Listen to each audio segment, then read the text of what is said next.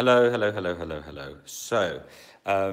This is moving on from the last live vlog that I did about line learning. So now I've got the lines in my head. I decided to direct myself because I feel that when you have to prepare a speech or a monologue for an audition or even a scene, you have to scramble to find someone. You have to scramble to, get an opinion. And so I thought, why don't I use this feedback mechanism as a way, as an exercise to self-direct? But just to let you guys see, this is the beginnings of the Creative Laboratory. I've spent about 3 months on it now. It used to be a lot more stuff in here, and I'm slowly chucking stuff away, slowly selling stuff on eBay. So this place will get a lot more interesting. So what's going to happen is there's going to be, I think this is a sort of self-taping sort of mechanism.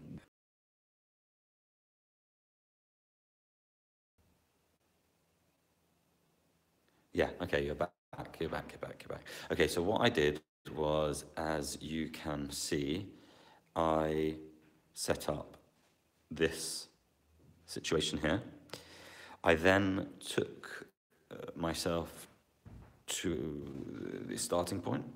I then filmed myself doing the monologue. I stopped. I then sat down and I watched it.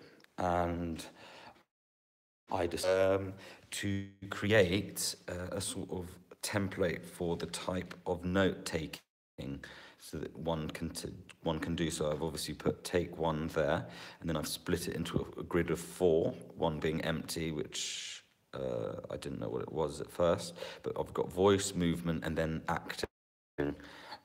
So obviously the first take, I felt it was quite rigid. I need to make it more conversational. The movement was staccato, things like that. And so what this allows me to do is it allows me to look at the take, and I watch it 3 times over again, with each one being concentrating on a different aspect of the performance. So i.e., you watch it once and you're looking at the voice. How does the voice work? Is it working at this point? Is it not working in certain areas? Then you've got the other take, movement. How rigid are you? If you've got bad posture, are you sort of nervous? What are your nervous tics? I mean, I noticed in the second take that when I was trying to find my words, I sort of popped my heels up, that I can work on, and these are things that no one's going to tell you in the moment, or you're not even going to see yourself. And so I realized that I'm able to sort of more creative with my choices and be more bold and more excited by the prospect of performing, because I've seen what is working and what's not, and I'm able to, in a very scientific way, hone the craft. Some people might think that it's a little bit of a cold way of doing things, but I personally believe that this is the future of how we will teach acting. It's through repetition, through scientific, very sort of intricate systems in which you can layer the practice that will enable you to be more creatively free rather than constricted, and this sort of old-fashioned view of acting, that it comes from this god of drama and into your soul.